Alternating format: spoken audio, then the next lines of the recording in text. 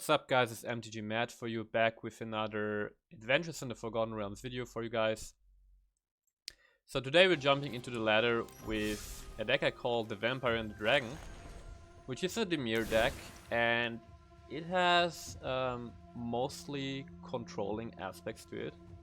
And the reason I built this deck is because of two new cards, which is Iymrith Desert Doom, which you guys already might know from my previous videos. I just absolutely love this card. 5 mana dragon in blue that when it hits your opponent, it draws you a bunch of cards, and it also has ward 4 as long as it's untapped, so it basically has a soft hexproof as long as it's untapped, and I think this creature is just excellent. I also think you can do a lot of deck building just with this one dragon.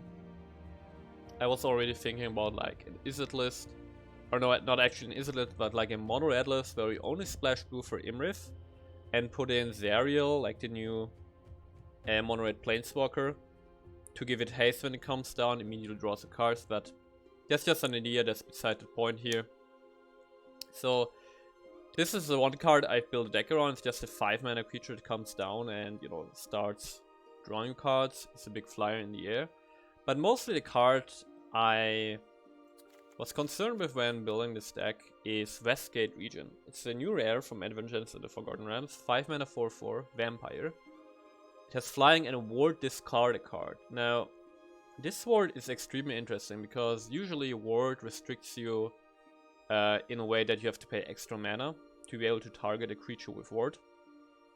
For Westgate Regent, you don't need extra mana, but you need to have a card that you can discard, and this always means that if your opponent wants to remove Westgate Regent with a single target removal, he always 2-for-1s himself, because he needs to use the removal spell and then also discard another card. So he uses 2 cards to get rid of your 1 card. That's already really good. But it gets even better if we have Westgate Regent on the board with a bunch of counter spells like Saw It Coming and Negate, because what you can do, and that's actually true for all creatures with ward, what you can do if your opponent targets your ward creature and you have a counter spell is wait until they pay the ward cost, in this case they discard a card, and then you counter their spell. And in that case, they spend 2 cards and you spend a counter spell and still kept your creature. So that's just a neat interaction. But the reason I built this deck around this creature is that, first off, right, it's just a good body 4/4. Flying, it has evasion and ward discard a card, but most importantly it says whenever Westgate Regent deals combat damage to a player, put that many 1/1 counters on it. And when this card first got spoiled, I misread it. I had read that whenever it deals combat damage to a player, you put a 1/1 counter on it, and that's why I thought this card is pretty bad. But now the real version of it is that you put that many 1/1 counters on it, which means that every time Westgate Regent gets to swing and connect, it doubles its power. So it comes down as a 4/4, swings the first time, becomes an 8/8, swings the second time, becomes a 16/16. So this is just a creature that can all by itself end the game in 3 turns, right? You don't need anything else. It's a flyer, has evasion, it has great protection in the form of discard a card, and it's got a built-in clock for your opponent. So I think this creature is extremely interesting and also very powerful, and that's why I wanted to build a deck around it. And this deck went through a lot of iterations until it came to this final version, which now I'm very happy with. And the basic idea is that you have these big 5 mana creatures in Iymrith and Westgate Regent, which by themselves can take over the game. Sure, most importantly Westgate Regent, but Iymrith is also really nice because it just keeps drawing new cards, right? So we have this 6 5 mana creatures that can take over the game, and we match those 6 creatures with 6 pieces of ramp at the 3 mana slot in the form of Midnight Clock and Ladder of Acceptance, because the idea is we play either of these mana rocks on turn 3, and then we can already play our big threat on turn 4 instead of turn 5. So that's the basic idea. We have Midnight Clock, a 4-off. The reason we got Midnight Clock in here is card draw. Very simple, right? It ramps us, but it also gives us eventual card draw, which is just great.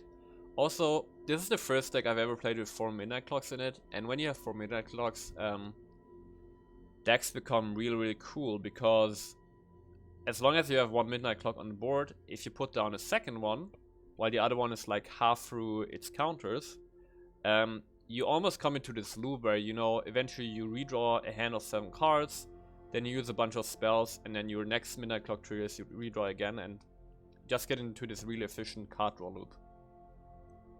So 4 midnight clocks because it's a mana rock and it's card draw, and 2 letters of acceptance because I needed 2 more mana rocks to add 3 mana to match our 6/5 mana creatures. And I was just looking for a mana rock that could also draw me a card, and Letter of Acceptance is the only one right now. Because you got stuff like Skyclave Relic, which is indestructible and you can kick it, but we don't need that. And Letter of Acceptance is perfectly fine. It gives us mana of any color and you can sack it to draw a card. So, great utility piece here. So these are our mana rocks that let us ramp into our 5 mana creatures. And then the rest of the deck is really just control. We got our usual counter spells in the form of Sword Coming and Negate. We have actually 2 Eliminates and 4 Heartless Acts. And also 4 Baleful Masteries, which we can also cast for 2 mana. And the reason I have so much 2 mana removal at instant speed is simply the meta. I've tested this deck in Diamond rank and I was just basically only running into aggro decks. And if I wasn't running into aggro decks, it was still something like mono green, which is still just heavily creature based, but just a bit slower. And I've tried some free duration with like, what's it called? I always forget the name. Bloodchief First. But really in this meta, sorcery speed seems to be way too slow, so we have a lot of 2 mana removal and we actually needed to be able to get to our spot where we can cast our big guys here.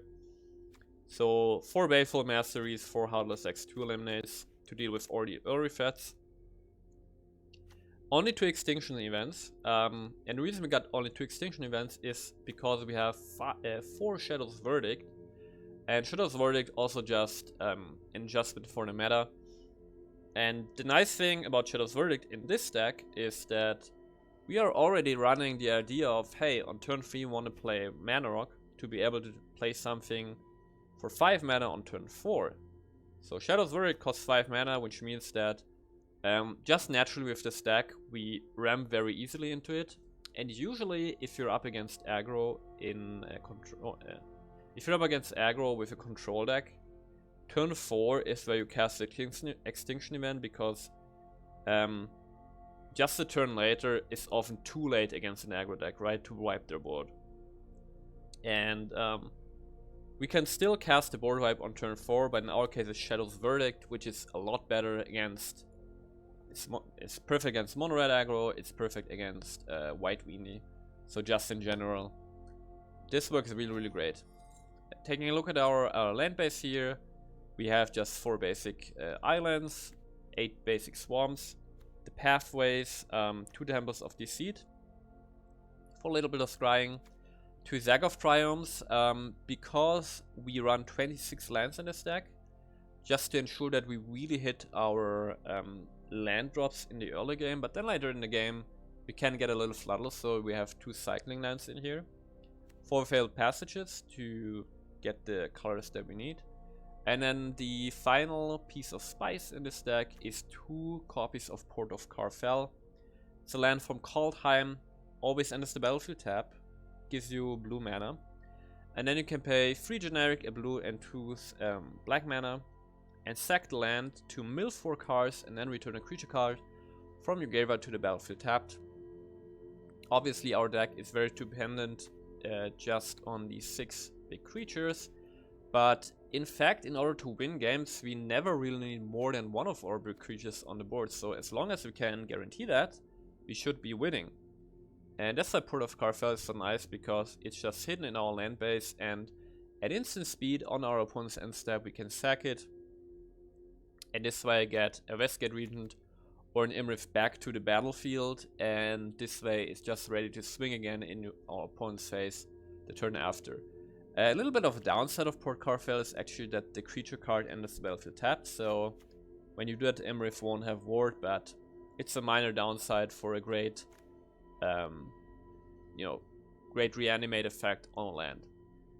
And that's the deck. I've been climbing diamond with this quite a bit, so it works quite well, and I hope to reach mythic with it. So hope you guys enjoy the videos, and I see you next time. Alright, we have Extinction Event and Shadow's Verdict, and from the matchups we've had so far, that's really kind of the stuff that we need.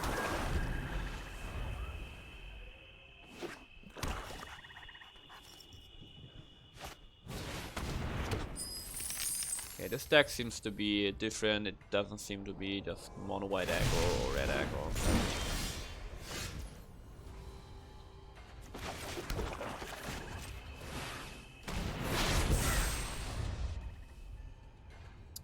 But even then, this hand is pretty great because we got the Westgate Regent, so as long as we draw into another land, we have our win conditions in hand.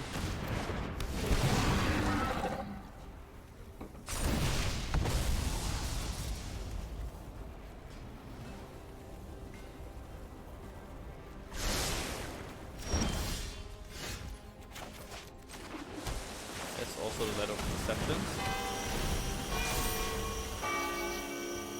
But we obviously play Midnight Clock first, so that it can start ticking up.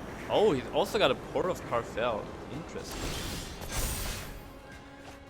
Okay, so Westgate Regent, here we go. He could have a counter spell because of the treasure token, if he cares about this creature.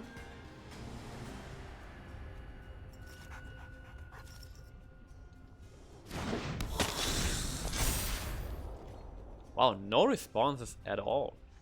Interesting. So if this gets to stay on the board, we will just next turn just play our ladder and hold on and saw it coming. There's no reason to play a second Westgate Regent. It's better to just protect the one that we have, because this is just a big enough threat by itself. That's why it's so good, right? It just starts attacking, becomes an 8-8, 16-16, and then that's it. After all, we're just in the format with 20 life.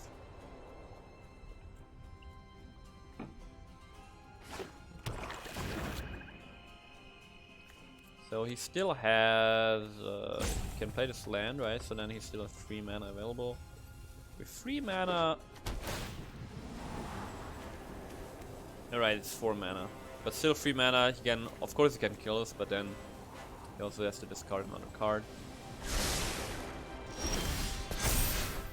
Okay, that's actually great for us here. No responses is amazing. We just start smacking. And let's play the ladder here.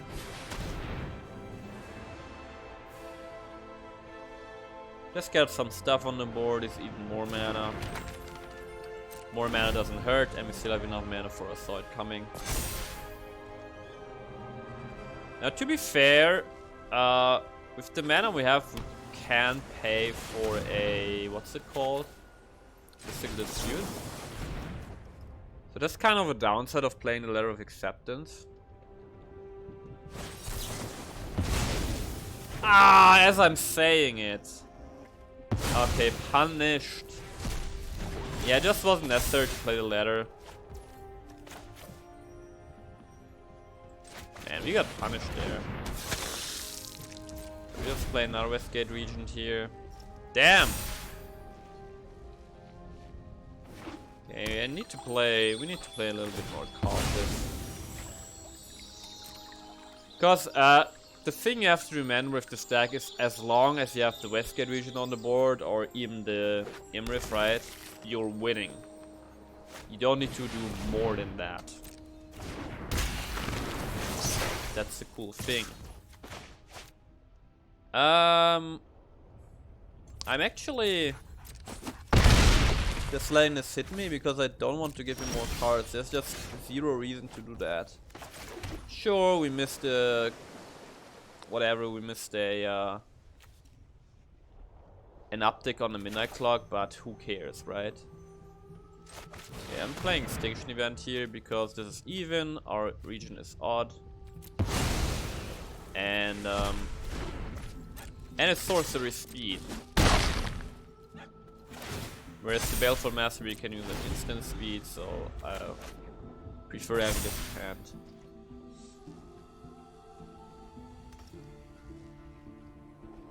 I mean, this region is just all you need to win. That's the crazy part. See? It's better that we played the Extinction Event there. And we can actually kill the Regent by discarding his last card, but then... yeah. Well, then actually he can cast this eventually, which is annoying. So he has to make a decision here. We don't know what he has in hand. Really? Interesting.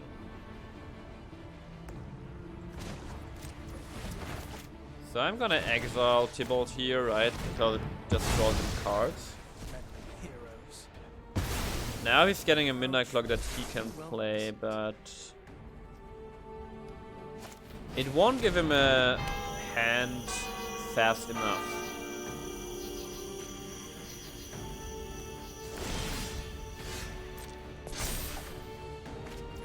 Another Westgate Regent. We actually won't play the second Westgate Regent here. Because there's no point. If he got an Extinction Event, he would kill both of them. So he needs to find an answer for this one, in which case we'll just play this second one. Okay, what is he getting here? Llanowar Visionary, I guess? It's the only creature, right? Yeah.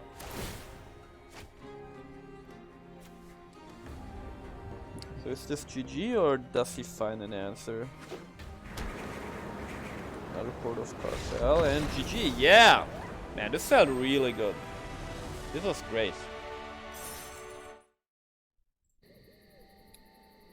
This is a great hand actually. Got our Ram, got our board wipe and our win condition. Seems good. Seems really good.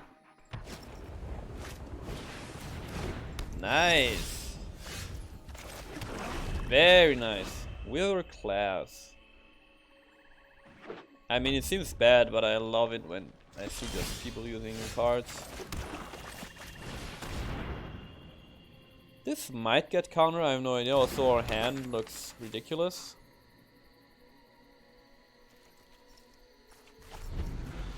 I mean, if we draw into a land here, we can just play Westgate Regent after Westgate Regent. Okay, come on, just give us a land. Damn. Still got 26 lands in the deck.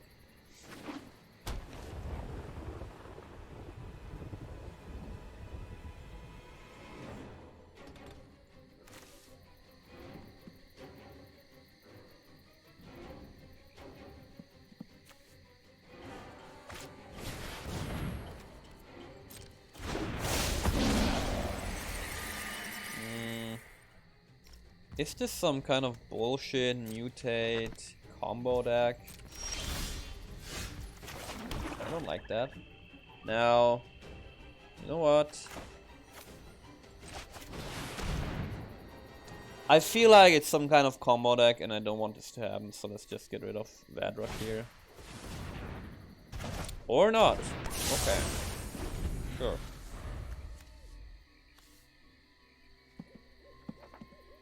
Oh, I see. I think in some way what the stack is trying to do is have a Vadrock on the board and then you mutate and you cycle through your deck and just get infinite one counters on him. Something like that. Okay, let's play Iymrith here. Hopefully it resolves.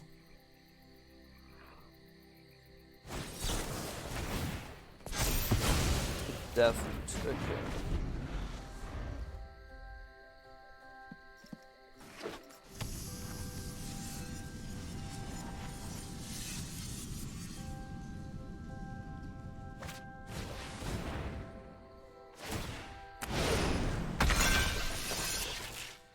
Oh wow. Can just get a Missilus Zero Bell.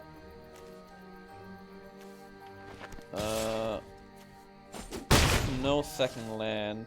Oh, no third land. Doesn't do anything, thankfully. Yeah, I'm just gonna get the Regent out here. Hopefully it works.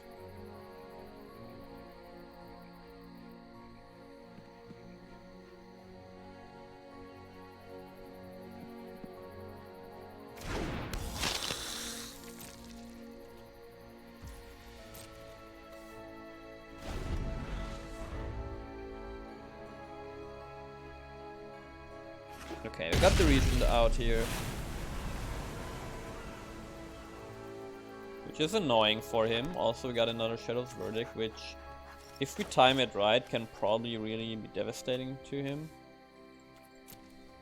What he could do here is mutate onto Lord Drakis, get the Unsummoned back, and then bounce the Regent. Which would mean he would be open to a Shadow's Verdict, right? Which I would love. Okay. I think we definitely attack here.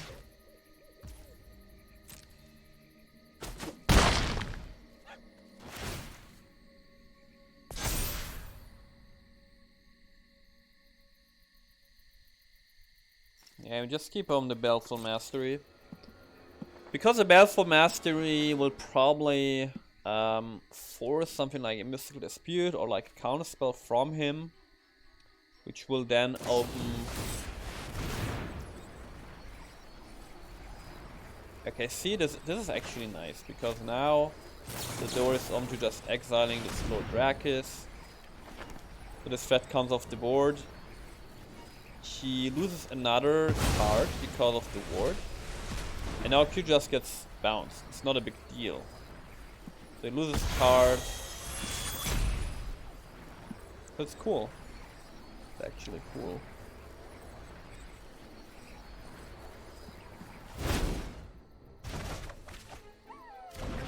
Yeah, I'm actually happy with the result.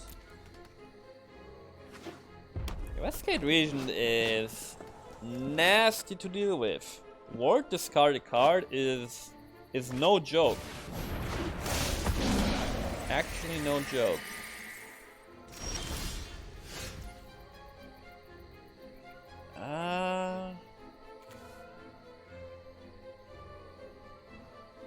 So if we try to play the Regent here, it's gonna get countered.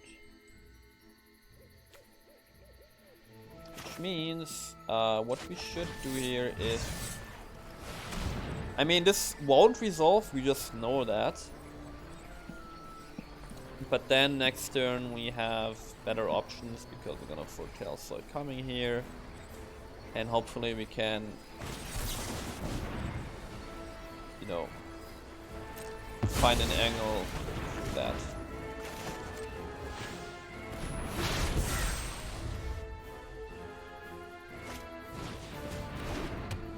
Another wizard class.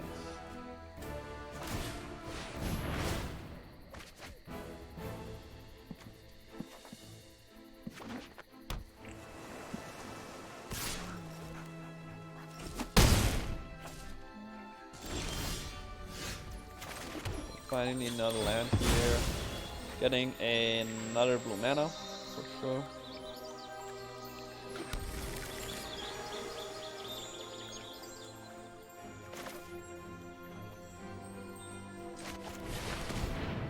I was thinking where to play the Shadow's Verdict because we have a counter spell, but Westgate Regent can still end the game fast, especially with a counter spell in the back. Right?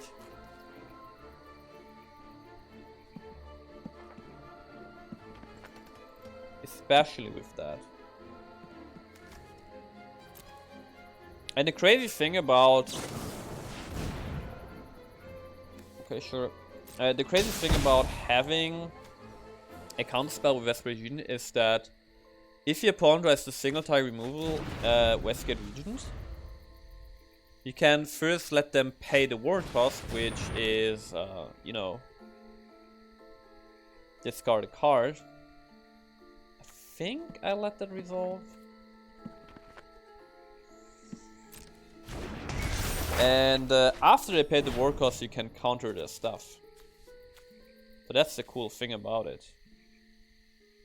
So they still lose their card, and then you counter, and then you know, got your effect, so to say.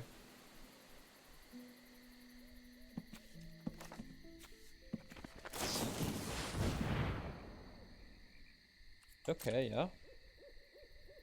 Now I'm curious what he's doing here.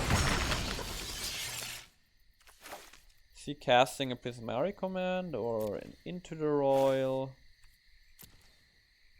He's casting the Into the Royal. See, we can I can actually demonstrate this right here, right?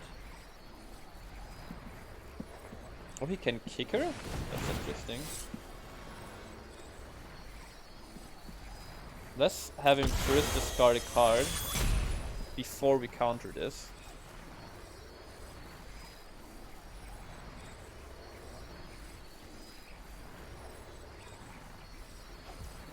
And now we counter it, right? So this way he still had to pay the ward cost. And now we block and make him cry. That was pretty good.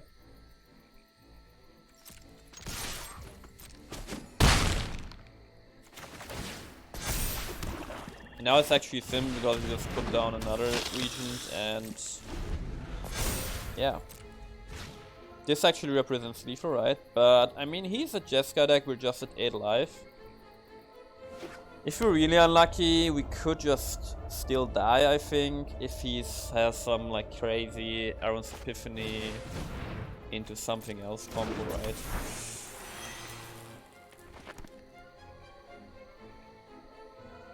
He's just got one card left in hand. It's like nothing.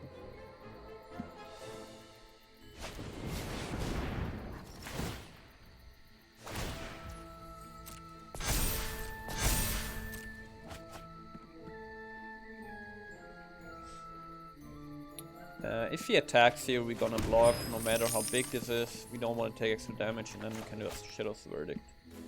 I mean, he's just basically out of cards, right? Oh wow. Okay, I think that was probably one of the best outcomes for him. Now he can't bounce anything because he doesn't have a card in hand anymore. Right?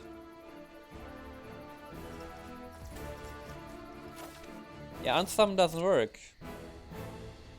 You can't pay the ward cost. You can't.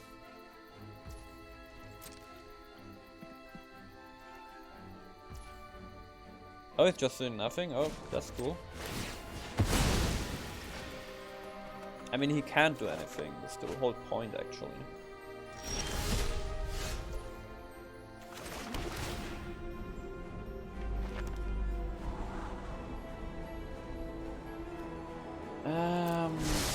Okay, so...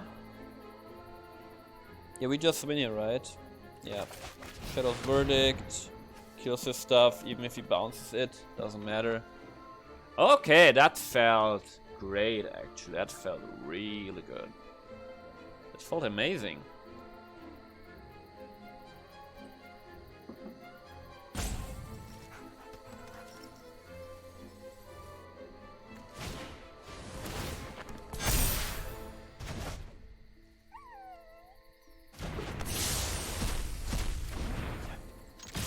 GG. Ah! This felt great. This felt really, really good.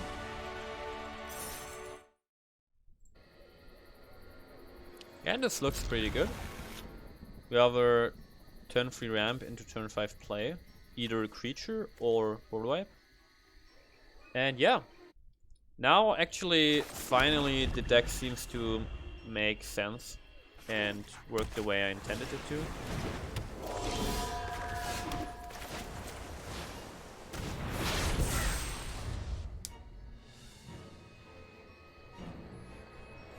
Ascended Spirit.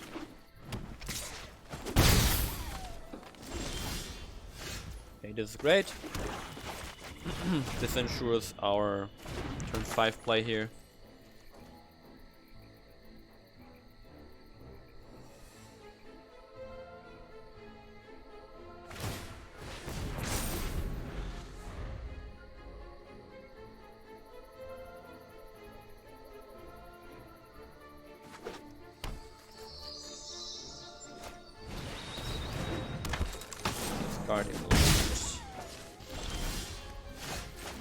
I think what we do here is we play the Iymrith out, and next turn we Shadow's Verdict, which our Iymrith is obviously not affected by. We clear the board and start drawing cards.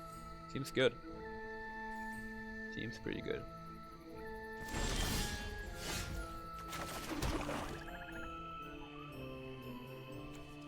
But he's in Simic colors, which means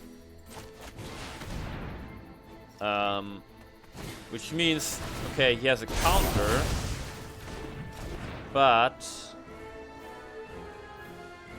probably doesn't have a way of dealing with Iymrith.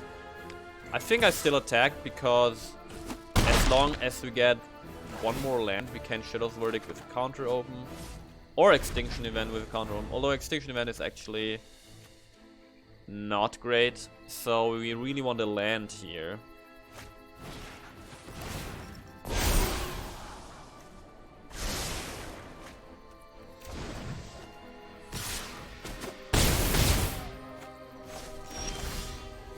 Still no land.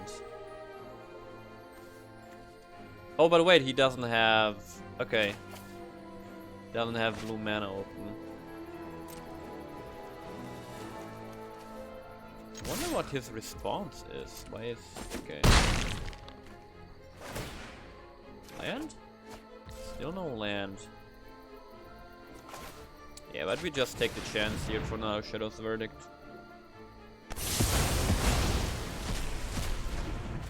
Okay, now we win. Nice. Man, this deck is working, finally. Diamond tier 3. I keep it mainly, so we have enough removal, but we also have Scryland, which I think is pretty good. Okay. Good that we have the Verdict here. I'm actually gonna foretell this thing after. He's gone first, so there isn't really a lot of pressure. Okay, this screams we know that. So Sword Common is gonna be great against Vinoda. Or just the Baleful Mastery also works. So Vinoda is still one turn away. And because of that, we're just gonna foretell here again.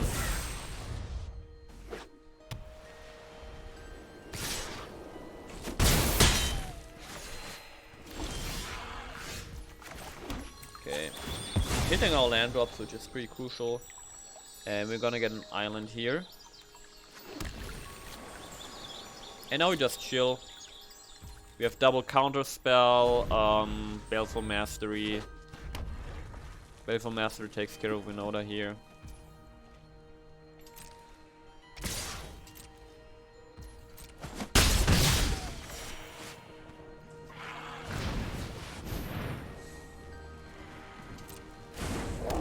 Okay, this is gonna be a great Shadow's Verdict.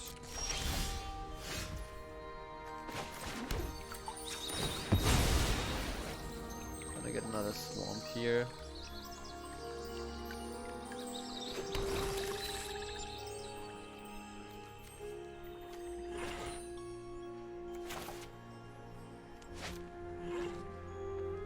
Shadow's Verdict, and then yeah, probably not going to get better than that.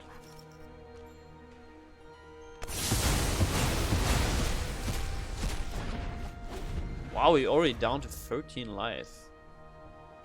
Huh.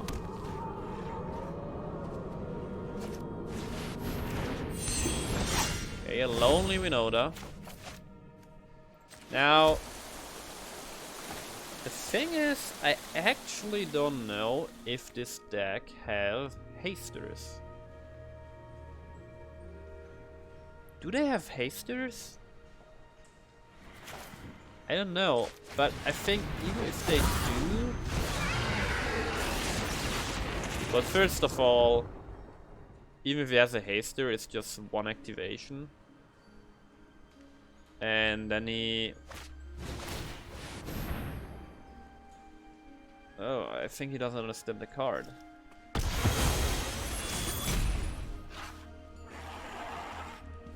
Okay, now this should be pretty easy. Okay, GG. Easy game. Easy game.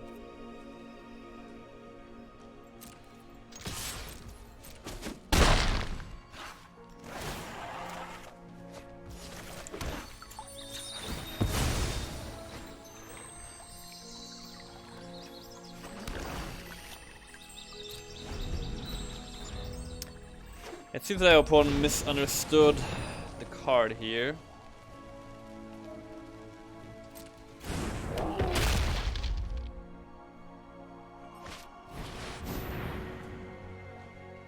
Skydive Abrasion doesn't do anything. And what I don't like here is that these are both odd CMC. And our Iymrith is also on.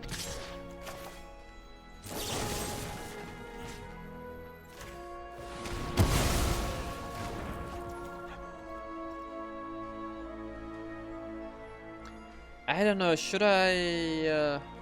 yeah, we used to... Actually, there's a good point in using the Baleful Mastery here. Which is... It empties our hands so we can draw more cards with Iymrith. Oh yeah. This is great, this way we can draw 2 cards instead of just 1.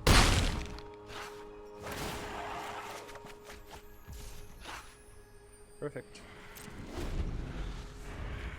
Okay, this game should be pretty much in the bag.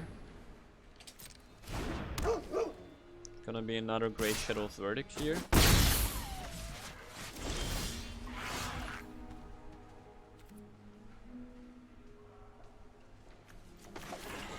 Let's draw some cards first.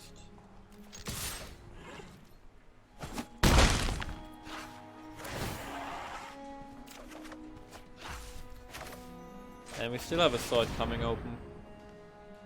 Yeah, by playing Shadow's Verdict here, we just make sure that we win. Oh yes. Okay, this is bad. I mean, this is a hand where when we draw a third land, we're pretty much in business. I'm gonna risk it. I'm gonna risk it. We're going first. We just need 1 land. 1 land. We're pretty good here. Oh yes, let's go. Let's go.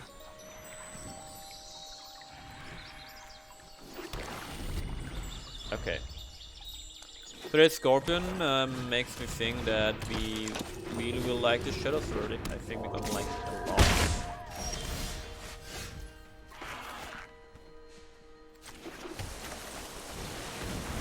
If we draw our land next turn, it's pretty much GG. But even if we don't, we can just play another Midnight Clock.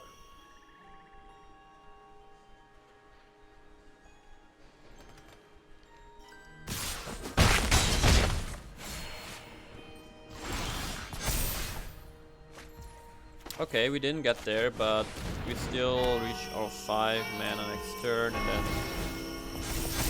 I mean, with this amount of pressure, we can even just play the Westgate Regent on the board.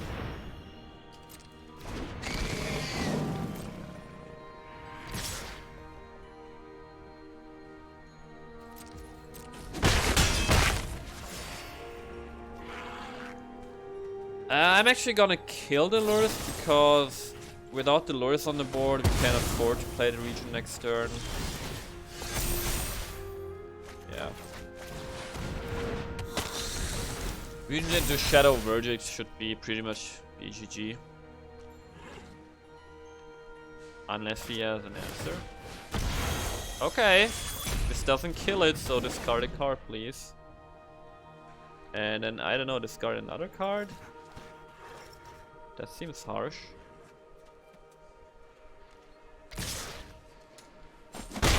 funny thing is, even as a 1-1, Westgate Regent is a serious threat. Because it just doubles its power every turn.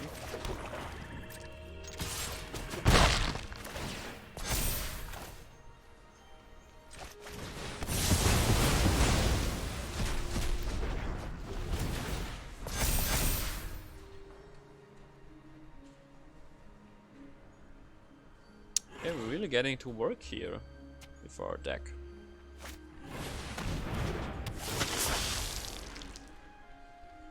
Draw a card.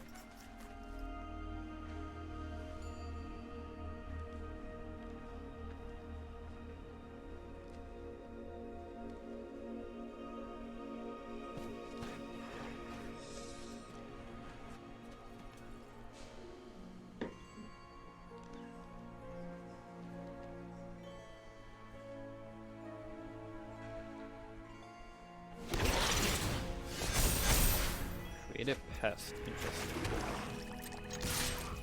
See, now we are 4-4 again. And if you don't kill Westgate Regent, it's gonna kill you fast. On its own. That's what's so crazy good about this creature. You're getting Heartless acted. GG. Wow! Okay, now we're just demolishing people. Let's go. Hey there, thanks for watching. If you enjoyed this kind of content and want to see more fresh decks and standard meta decks, please consider subscribing. I would really appreciate it. And I see you guys soon.